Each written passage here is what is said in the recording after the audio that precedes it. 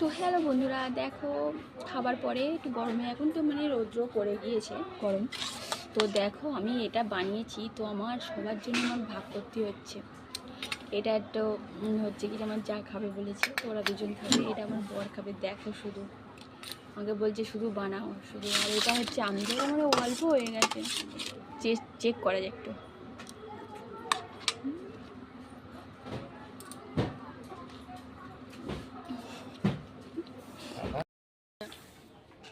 দেখো চলে এসছে খাবে বলে, দেখেছো?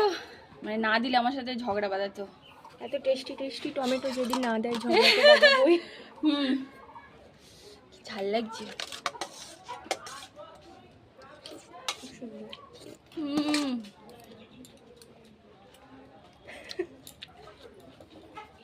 ও বাবা গো, একই ঝাল।